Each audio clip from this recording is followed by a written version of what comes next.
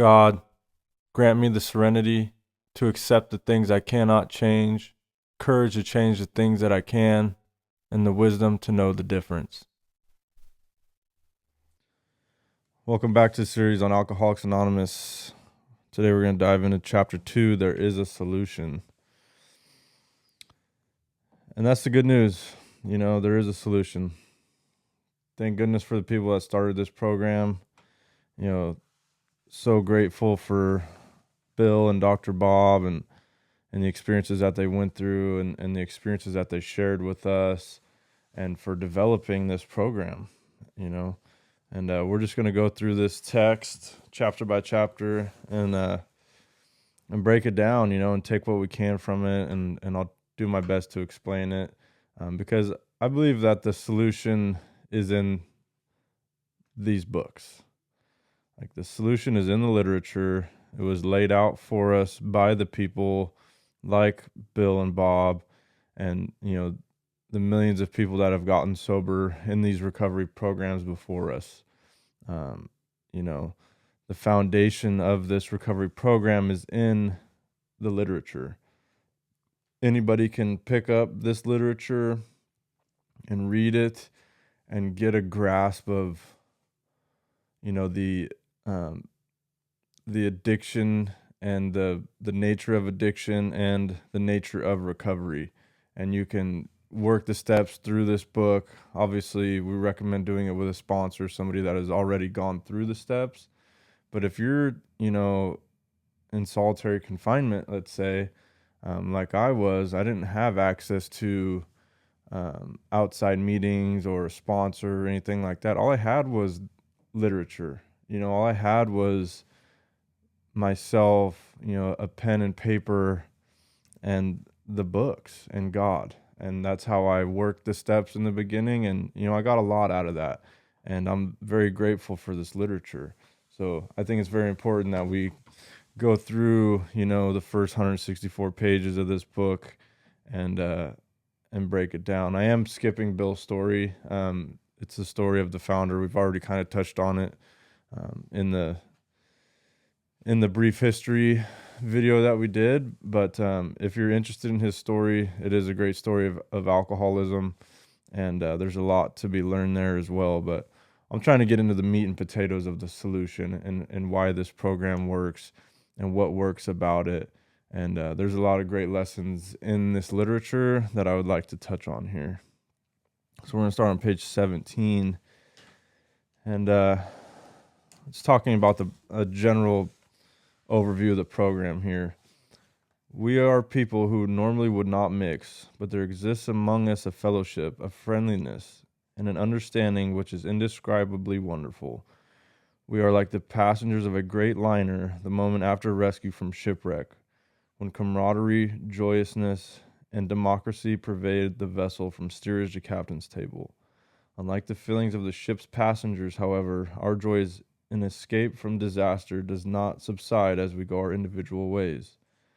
The feeling of having shared in a common peril is one element in the powerful cement which binds us, but that in itself would never have held us together as we are now joined. The tremendous fact for every one of us is that we have discovered a common solution.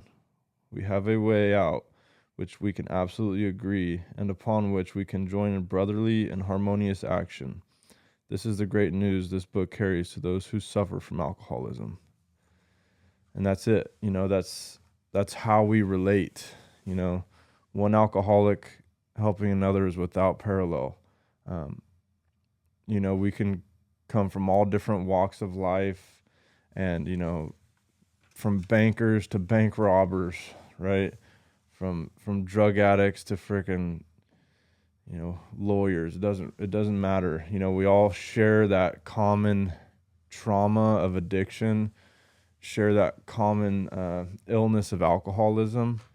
And, for those of us in recovery, the feelings of gratitude and just like it said, we feel like, the surviving passengers on a tanker that went down.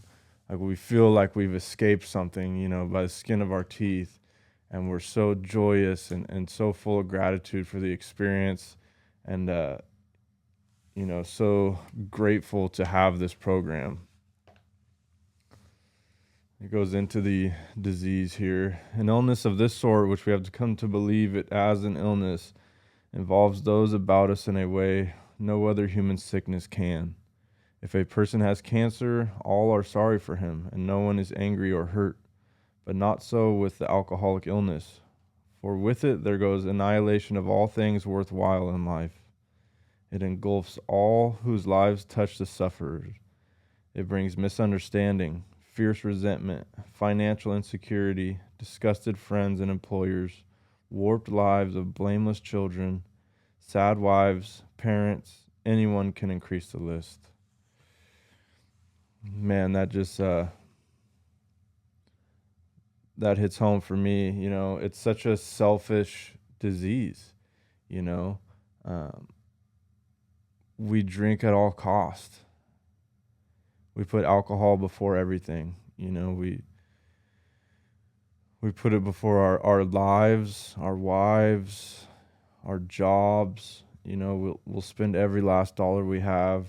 We panhandle for alcohol. We steal alcohol. We do anything it takes to get and use more. And it's such a selfish disease, and like we're almost oblivious at points to what it's doing to other people, and then at other points we just don't really care. you know we get resentments towards people, and it gives us a reason to drink. And sometimes we're just like looking for a reason to drink. We'll make up fights so we can go drink. Like, I remember making up lies so that people would feel sorry for me, and like I would have a reason to be loaded. It just warps our minds and warps our lives, and takes us down paths that we never would imagine going down. It took me to places of depravity that like I just never saw for myself. All because of alcoholism. And it's a progressive illness. It didn't start that way, but it ended that way. It just got worse and worse over time, and I slowly lost things. It wasn't overnight. It was like couldn't hold a job, couldn't hold relationships, vehicles, money, all that stuff, just slowly slipped through my fingers. And the worse things got, the more I wanted to drink, and like the cost on my family was huge. The most obvious was losing my daughter, and that was as a direct result of drinking too much. I couldn't go to supervised visitations because I was inebriated. They kicked me out of there once or twice. I was harassing my daughter's mom because I was drunk, beating up her boyfriends, like just being a total jackass. And that's just how alcohol affected me. And the more my life deteriorated, the more my alcoholism increased. But there is a solution, right? But the ex-problem drinker who has found this solution, who is properly armed with facts about himself, can generally win the entire confidence of another alcoholic in a few hours. Until such an understanding is reached, little or nothing can be accomplished. And that's how this program works. It's one alcoholic helping another. You can go into like counseling rooms and, psychiatrists, right? Or family members. But if they don't understand what it's like to be an alcoholic, it's hard to relate to them. And so that's why it's so powerful for one alcoholic to help another, is when we see somebody that has survived that shipwreck, right? That has gone through the darkness and the demoralization and the hopelessness and like that bitter alcoholism, and has made it out and is sober and is in recovery, like, and if that's something that we want and we're searching for, and we see somebody else that has done it, it's very powerful for us. It's like the only way for us to recover, really, is one alcoholic helping another, because we need to be able to relate to somebody in order to be honest with ourselves and like be honest with our past. We need somebody there that understands what it's like. And, there's a lot of freedom that we find in that, right? It feels good that, we're not alone, right? That we're not in this alone, that we're not the only person that is struggling or has struggled with this. And it's vitally important for us to see somebody that has made it out of that darkness. Because, when you're ready, and you're ready to take certain steps, and you're willing to do whatever it takes. Like, I'm just not going to drink ever again. I've made that decision, and I'm willing to do whatever it takes to get to that point where my life is so solid, and like my recovery is so strong that you can never take me out. And a big part of that is surrendering, right? Surrendering to the fact that I'm an alcoholic, and then surrendering, to this program, and like in that second step, coming to believe that a power greater than myself could restore me to sanity, and coming to believe that this program can work for me because I see other alcoholics recovering through this program. And, it takes hitting that bottom, it takes coming to a point in your life where, like, you have to want to get sober for yourself. You're not going to be able to get sober for other people as much as you want to. I wish I could have gotten sober for my daughter. I wish I could have gotten sober for her mom. I wish I could have gotten sober for my mom. But it wasn't until I wanted to get sober for myself that anything changed. And a lot of us have to be stripped all the way down to, come to terms and like come to surrender to a higher power, and to be totally ready, and all the frothy emotional appeals that it talks about, like losing jobs, losing relationships, losing money. It just doesn't suffice. We have to want it within our spirit. And be willing to do whatever it takes. And it goes into that here. How many times have people said to us, I can take it or leave it alone. Why can't he? Why don't you drink like a gentleman or quit? That fellow can't handle his liquor. Why don't you try beer and wine? Lay off the hard stuff. His willpower must be weak. He could stop if he wanted to. She's such a sweet girl. I should think he'd stop for her sake. The doctor told him that if he ever drank again, it would kill him. But there he is, all lit up again. And that's the thing, is like, it's hard for people to understand alcoholism if they're not an alcoholic, right? Like, our body processes alcohol differently. We just talked about that in the doctor's opinion. We have an allergy to alcohol. When we drink it, we developed a phenomenon of craving, and, we just want more, and it just affects me differently. And it's a progressive illness, and people that are normal or can drink normally look at us like, what is wrong with these people? Like, why can't he just control his alcohol? Like, he has so much going for him if he could just stop drinking, right? Like, he's dying. Doesn't he understand that? Like, you're blowing it, dude. You're losing everything. Like, you can't see your daughter anymore. You can't drive a truck anymore. You can't, like, the repercussions are blatantly obvious in your life, that that you need to stop drinking. Like, why can't you stop? Why can't you see what you're doing? Right? And those are real feelings. I remember my parents having those feelings with me, and like my dad getting violent, and like, don't you see what you're doing, to yourself and to our family? And like, and at that point I just didn't care, and I was just like, you know what, screw you guys. If you don't understand. And he did understand. That's the thing, is my dad did understand, because he was an addict, but it doesn't mean that he wasn't like pissed off about what I was doing, and I'm sure he had his own things that he was going through at the time too, and probably some guilt and shame in the fact that I turned out the way I did too. So I don't have any judgment for that. But what I do know is that it's hard for people to understand why we do things, and like why we can't just stop.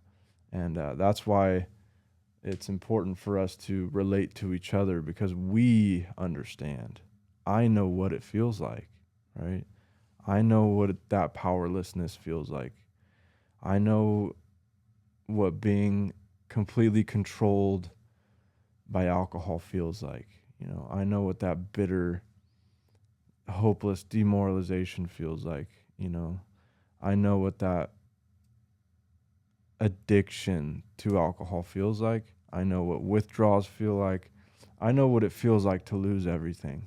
You know, I know what it feels like to have nothing and nobody to turn to have burned every bridge in my life, and, just have surface level relationships. And like, I'm not saying people didn't care about me, because they did, but what I'm saying is I had hurt so many people that nobody had a lot of faith in me, and but I had faith in myself, and God had faith in me, and I had faith that this program works, because I had seen other people do it, and I had heard the stories of other alcoholics that had recovered, and and I knew that there was a way out. But not all of us are that kind of alcoholic, right? There's different kinds of drinkers, and it goes on to talk about the moderate, the hard, and the real alcoholic. So we'll just go into that, because I think it's important to make that distinguishment. Moderate drinkers have little trouble in giving up liquor entirely if they have good reason for it. They can take it or leave it alone. Then that's like a normal person, right? Somebody that can have a couple beers at the game and go home, no big deal. He can, drink at a family event, and like, I'm just going to have 2 beers so I can drive later, and he sticks to that. Then we have a certain type of hard drinker. He may have the habit badly enough to gradually impair him physically and mentally. It may cause him to die a few years before his time. If a sufficiently strong reason, ill health, falling in love, change of environment, or the warning of a doctor becomes operative, this man can also stop or moderate, although he may find it difficult and troublesome and may even need medical attention. So I think a lot of us, even real alcoholics, are first problem drinkers, right? And if we could have seen that at the time and like nip this issue in the bud before it became such an issue, then we could have avoided a lot of problems there. I know people like this. I have people like this in my family. That I have a cousin that drinks hard. When he drinks, and it's not all the time, but when he starts to drink, that boy can drink. And he turns into a completely different person, and just goes hard and spends a ton of money and like has a great time. He's a great time to be around, like fun to party with, but two completely different people from his day to day, operations, and the person that he is sober to when he's, 3 or 4 drinks in. It's like literally two different people. It's incredible the change that happens. And, but he sees that, right? And like he sees the repercussions of the alcohol, and he's able to stop. And when he stops, he's able to regain control and go back to his daily operations, and everything goes back to normal. But I am not that way. I am the real alcoholic. But what about the real alcoholic? He may start off as a moderate drinker.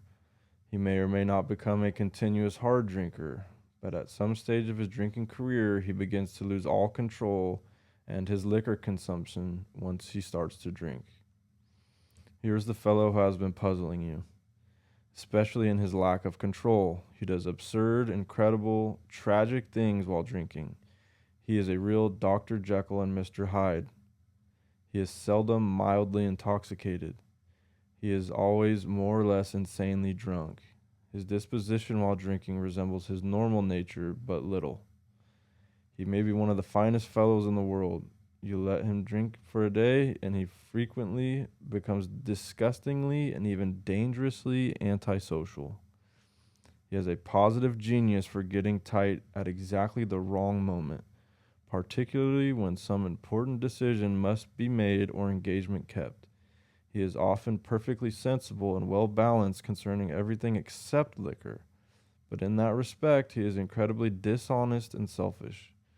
He possesses special abilities, skills, and aptitudes, and has a promising career ahead of him. He uses his gifts to build up a bright outlook for his family and himself, and then he pulls the structure down on his head by a senseless series of sprees. He is the fellow who goes to bed so intoxicated he ought to sleep round the clock, yet early next day he searches madly for the bottle he misplaced the night before. If he can afford it, he may have liquor concealed all over his house. So that's me, you know. I I have every advantage in life. White male, California, United States, like reasonably intelligent, reasonably educated, reasonably, good looking, well spoken, like have a promising life, and could have done whatever I wanted to do with myself, and just could not control my alcoholism, you know, and like I'm able to get good jobs and like build good relationships and put myself in a position to win, and then I destroy it all with alcoholism, right? I can get I can get everything I want in life, but I can't stay sober. And if I can't stay sober, I can't have anything worth meaning in my life. And I did that for years, you know, since I was a young man. Um, and a lot of that, like, ability to get jobs and like get standing in positions and relationships, like a lot of it was just a lie. I was an actor. I was a chameleon. I was able to be who you wanted me to be, or be who you thought I should be, right? Or even who I thought I should be. I could portray that. And that's because I didn't know who I was, you know? So if I don't know who I am, I'm free to be whoever I want to be, you know? And I could rub elbows with people that had money and, play golf in Whitney Oaks, like, an established, like, well grown community. Or, I could freaking push cocaine and rob banks, and get along with the guys that are doing that. Um, and enjoy it and like really be believable in those roles because I can be whoever I want to be because I don't know who I am. But not knowing who you are, is a problem within itself. And it's like you don't know which direction you want to go in life. And I was reaching for like what I thought a man should be, or like what the expectations of a man are that I saw in the media. And the media is feeding me idols that are like macho men and like gangsters and outlaws and commandos and all this type of stuff. So I try to portray those types of um, qualities in my own self, in my own life. And I didn't find myself until I got sober, and it's still a process. Like, I'm still developing and like solidifying my character on a daily basis. And I have found who I am through my relationship with God. And I found God, you know, I've cultivated the relationship that I have with God through this program. And that's where we're trying to get to, right? Is like trying to get to the point where we're we've changed so much inside and like completely flipped our personality from the alcoholic to a man of faith, and like have a complete psychic change, right? And like just spiritually awaken and unfold our heart and our spirit to we're completely different people. And I was able to find myself through this program, and that's an incredibly powerful part about it. um, so why does he behave like this, going back to that real alcoholic? If hundreds of experiences have shown him that one drink means another debacle with all its attendant suffering and humiliation, why does he take that one drink? Why can't he stay on the water wagon? What has become of the common sense and willpower that he sometimes displays with respect to other matters? Perhaps there will never be a full answer to these questions. Opinions vary considerably as to why the alcoholic reacts differently from normal people. We are not sure why. Once at a certain point is reached, little can be done for him. We cannot answer the riddle.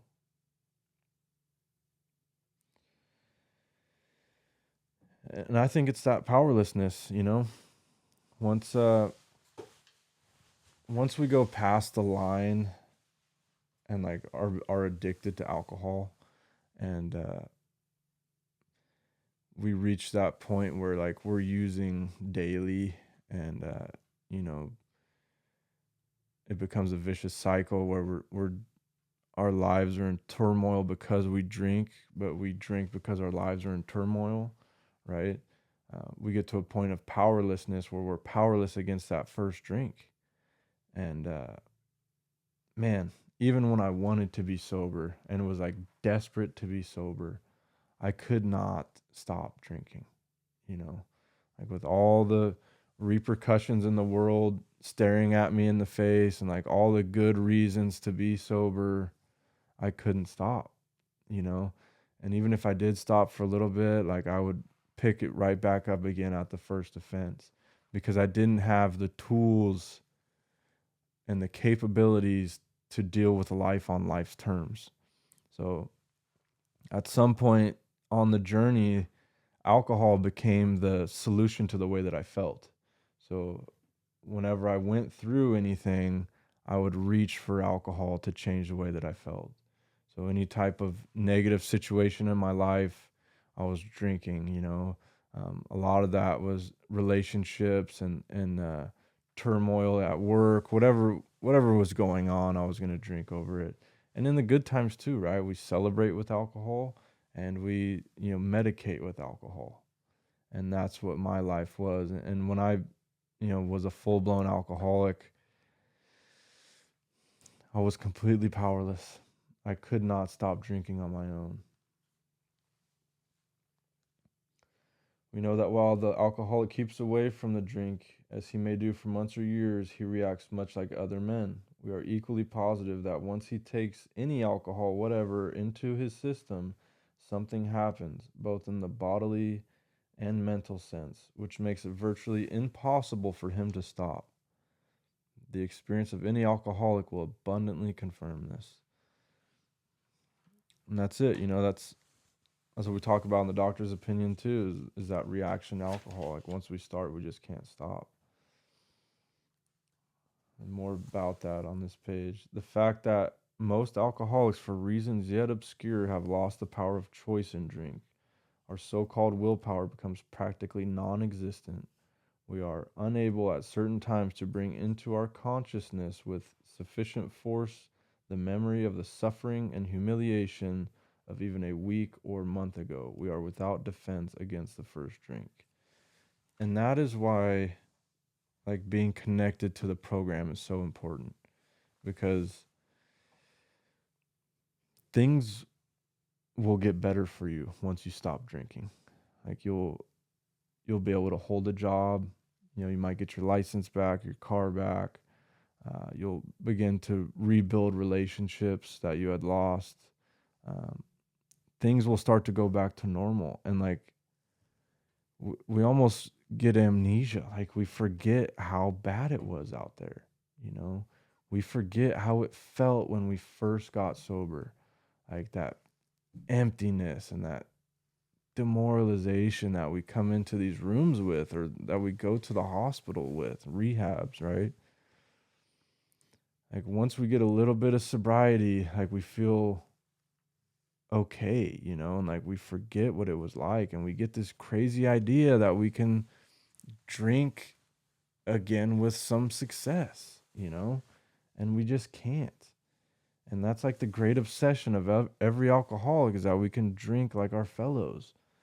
And we just have to come to terms that we cannot drink like normal people, right? And really, the trick is to work these steps and to gain peace and serenity in our lives to the point where we don't need to drink. Like, I'm totally cool in my own skin today. Like, I have no desire to use. I have, you know, my life is so incredibly blessed, and like there's nothing alcohol can give me that's going to make anything better, right? Like, I've learned how to live life on life's terms and deal with hard situations without having to drink over it, because I know where it takes me. And part of knowing where it takes me is staying connected to these programs and Alcoholics Anonymous, because we go in there and we hear newcomers share their story, or we hear people chair meetings and like talk about their history, and we're like, oh man, I remember what that felt like, and I never want to feel like that again. And you know, when we work with newcomers in sobriety, and sponsor people through these steps, we get to relive those experiences and help somebody else overcome alcoholism. And we never want to go back. And through helping people, we help ourselves. You know, we get just as much out of helping a newcomer through step work as the newcomer gets through doing the steps.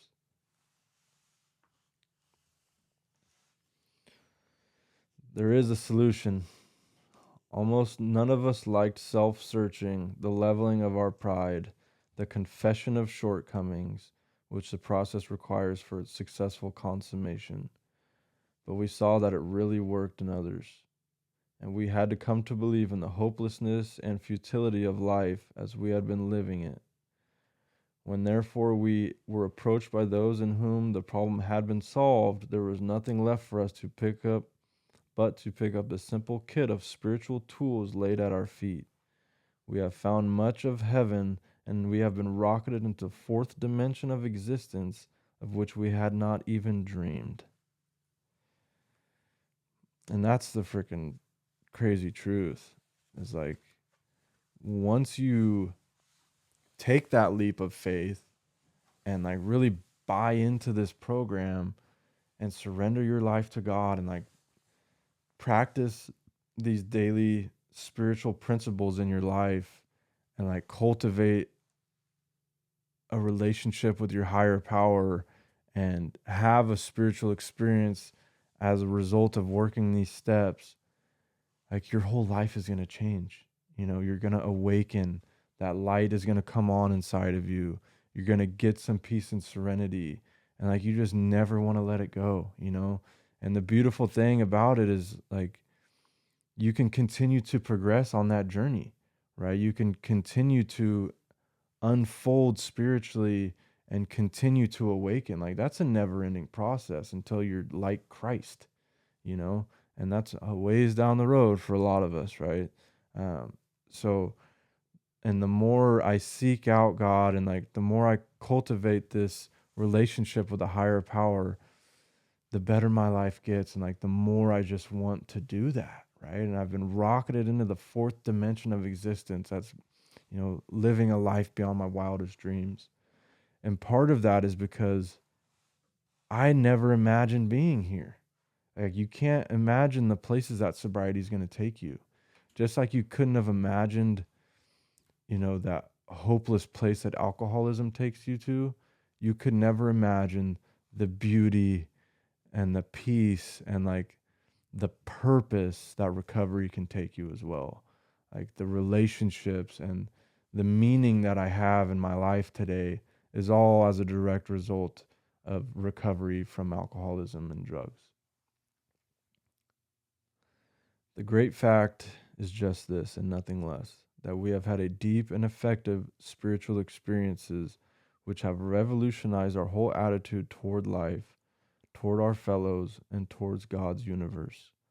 The central fact of our lives today is the absolute certainty that our Creator has entered into our hearts and lives in a way which is indeed miraculous.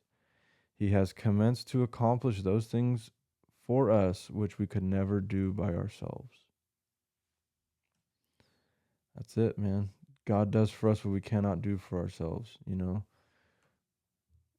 got to reach out to that higher power and ask Him to come into your life, and ask Him for that guidance and like ask Him to show you the way to live clean and sober, and then be obedient to the direction, right? And when you have that psychic change, when you have that paradigm shift in your mind, it's like a light bulb comes on, and your whole life begins to change. And it starts with that perspective change, right? Like when you change your perspective about the things that you've gone through and you learn about yourself through working these steps and like what got you to those decisions that you made, and what brought on those defects of character and all the things, all the things we learn in the four step and our inventory, and taking ownership of those relationships, man, your whole life will change, you know, and you'll have gratitude for the things that you've been through, and you'll have that perspective shift. And, I don't have regrets for the things that I've been through today. I have regrets for the things that I've done to people, but all of those traumatic experiences that I went through shaped me into the man that I am today. And I have found purpose through the pain that I went through. And for that, I'm grateful, and I like, it goes back to that gratitude of like feeling like you're the survivor of a ship that sank, right? Like I'm just so grateful to be alive, right? To like have this cognitive ability still, and to have my health, right? And to, have relationships, and to have a relationship with my higher power, and to just have some peace and serenity today that I didn't have before, and I got all that through working these steps. I got all that through this program. I got all that through God. God did for me what I could not do for myself, right? He put me in position and allowed the healing to take place within me. He showed me the direction, and it's a two-way street, like I have to have that faith that it'll work out. And I have to have the faith in a power greater than myself that I can be restored to sanity, right? And then try to align my will with God's will, and trust the process and trust this program, and do the next right thing. Control the controllables, right? Grant me the serenity to accept the things I cannot change, the courage to change the things that I can, and the wisdom to know the difference. Like you're not just gonna sit back on your butt cheeks and like get sobriety through osmosis. Like there's work to do in this program. And it's simple, but it's not easy, right? It's hard to look at yourself, right? It just says that. Almost none of us like the self searching, the leveling of our pride, the confession of shortcomings, which this process requires for its successful consummation. But we saw that it really worked in others. It's easy. It's easy to, just turn a blind eye and just continue to, or just be ignorant to the things that we've done in our past. It's easy to stuff our pride. It's easy to stuff our emotions, and just continue to live the way that we're living and like blame others and hold on to those resentments. And, maybe you're right about some of those things that people have done to you, and maybe you're right about the way that you feel about certain things and places and institutions. But if you can put all that to the side and trust in God and trust this program and work these steps to the best of your ability, you're going to find a freedom in your life that is worth more than anything that a life of addiction can give you. The temporary relief that alcoholism gives us can't even begin to hold a candle to the peace and serenity that this program of recovery gives us. And I wouldn't trade it for anything. And all the hardship that we endure through working these steps also can't hold a candle to the hardship that we endure in active alcoholism, right? Jocko Willing says, if you do things that are hard, your life will be easy. If you do things that are easy, your life will be hard, right? If you wake up and have discipline in your life and work this program and cultivate a relationship with your higher power, and you do these steps and you're honest, open-minded and willing, and you change the habits of your daily life.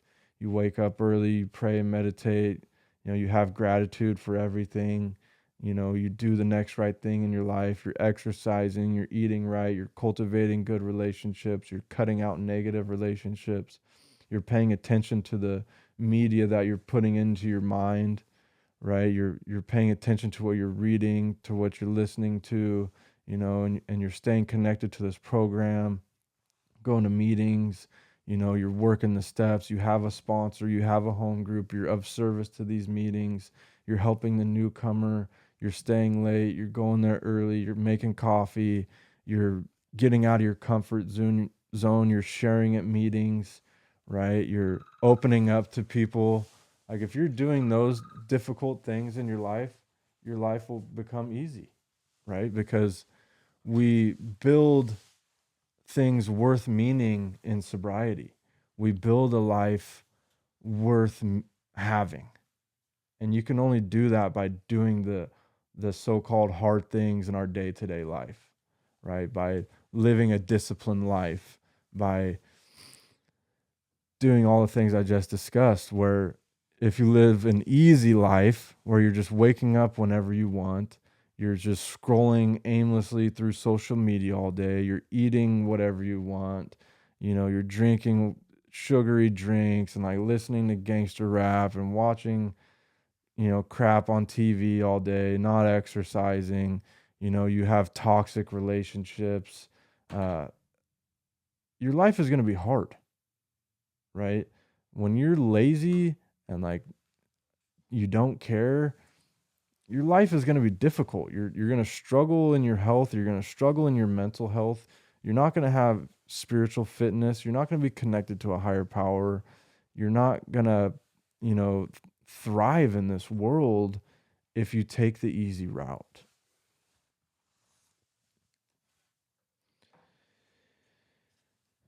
If you are as seriously alcoholic as we were, we believe there is no middle of the road solution.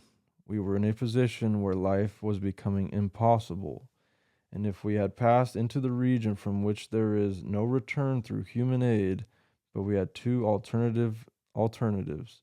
One was to go on to the bitter end, blotting out the consciousness of our intolerable situation as best we could, and the other to accept spiritual help. And that's it, like there's no middle of the road solution. Like as alcoholics, we tend to be the type of people that are like all in, right? And I know that I'm that way. Like when I'm doing something, I'm doing it, you know? And when I was an alcoholic, I was the real alcoholic. And when I'm in recovery, you know, I have to be all into recovery because I've tried having one foot in, one foot out. I've tried trading alcohol for marijuana and other drugs. I've tried doing it by myself.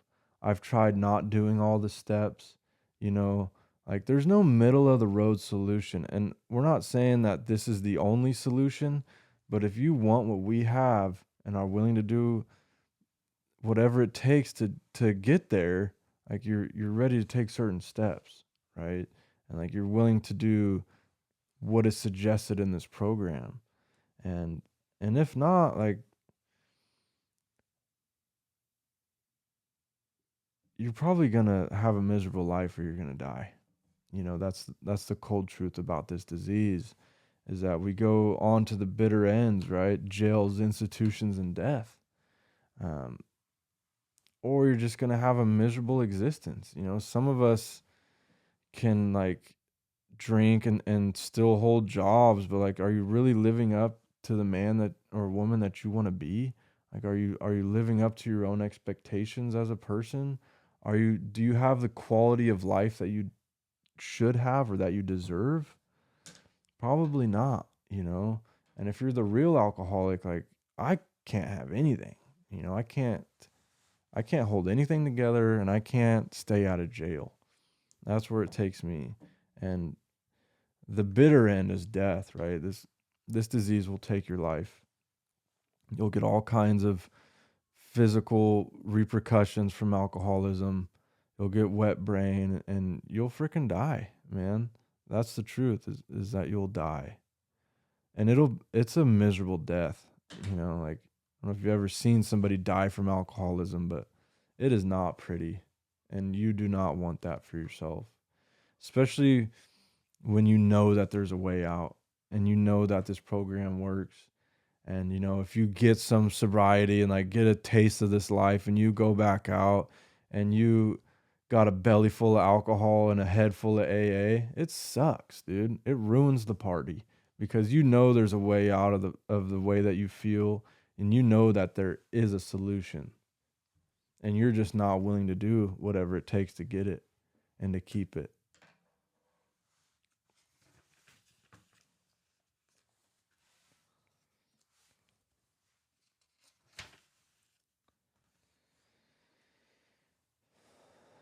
And that's what, a big part of it is like doing whatever it takes, right?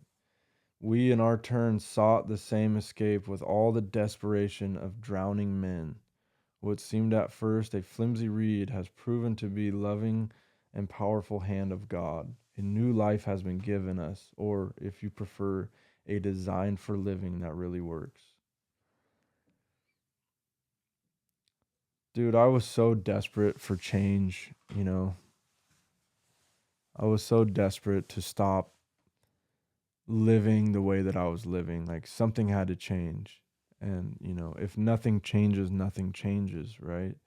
And I was desperate for some peace and serenity within my life. I didn't even care, you know, the outcomes. Or I didn't have expectations of like getting a bunch of stuff back and like having a glorious life. I didn't care about any of that. I just needed to be okay in my own skin.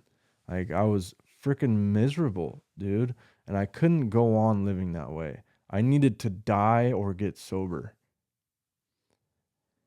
And we sought that escape with all the desperation of drowning men. Like I don't know if you've ever drowned or like been in a body of water and like you can't get air. All you're thinking about is getting air.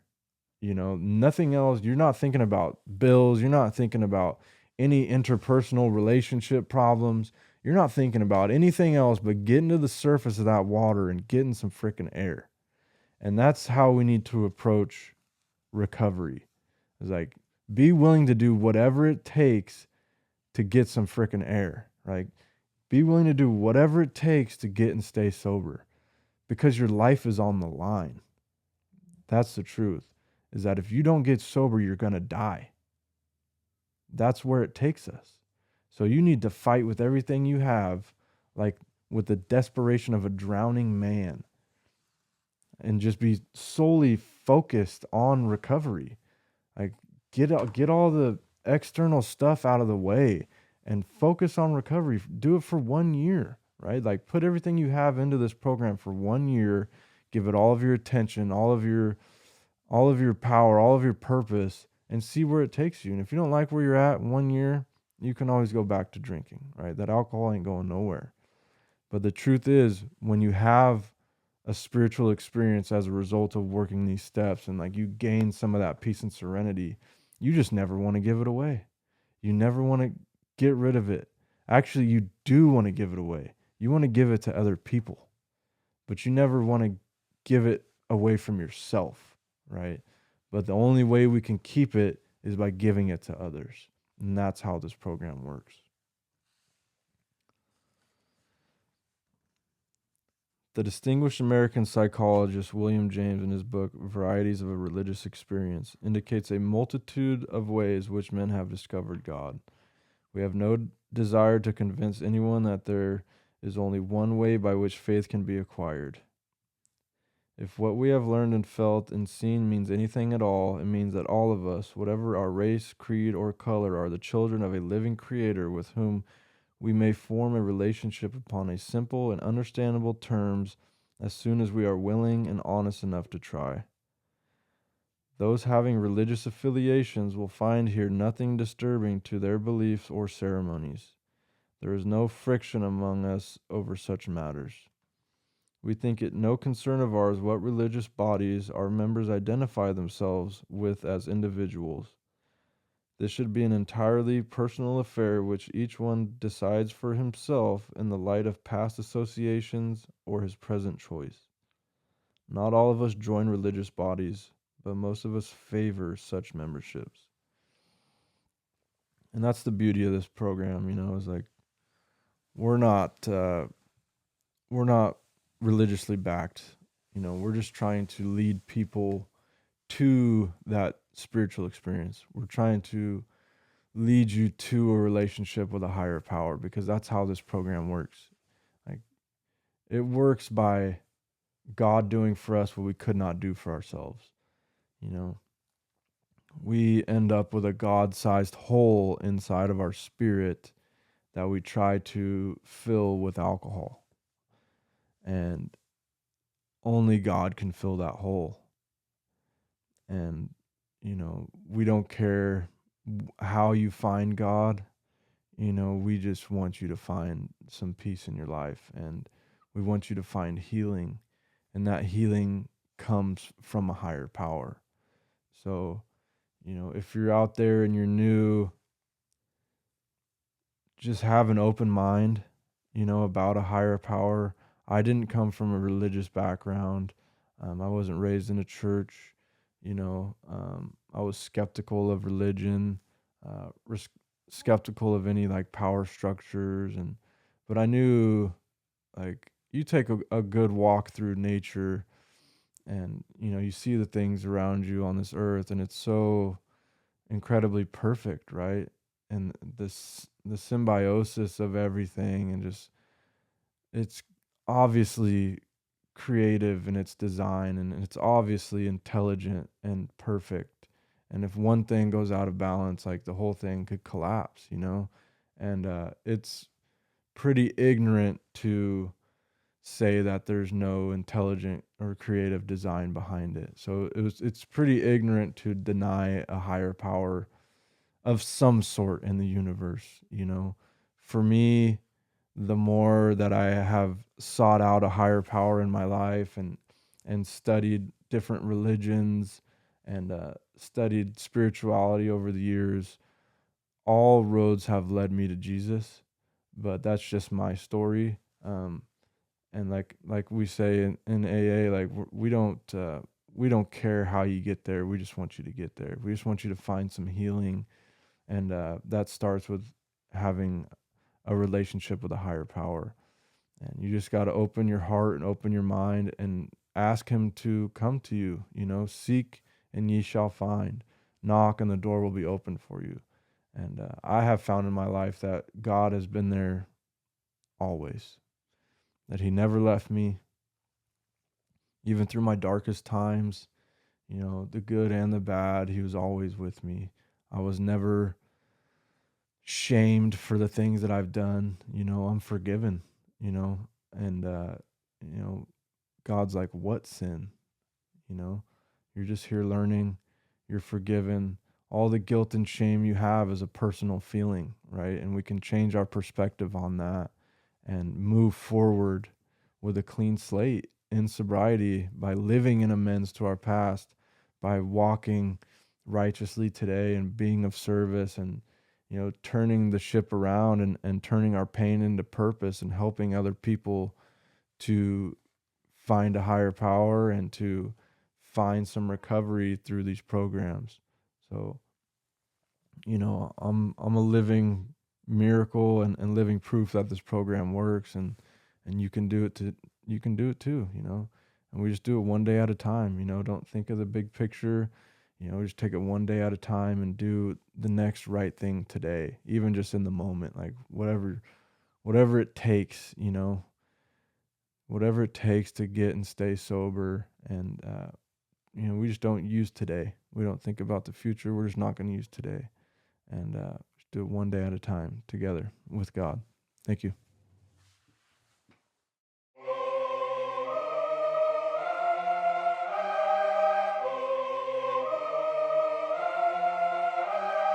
Victorious we became, but never forgot where we came from. Life or death, not a game. We came to change the lane. Recovery addicts, that's the name. Give yourself a break, just one day at a time. You were born to shine, so live and let love be forever. My sister, my brother, don't give in. Please remember, the lie is dead. We do recover. Welcome home.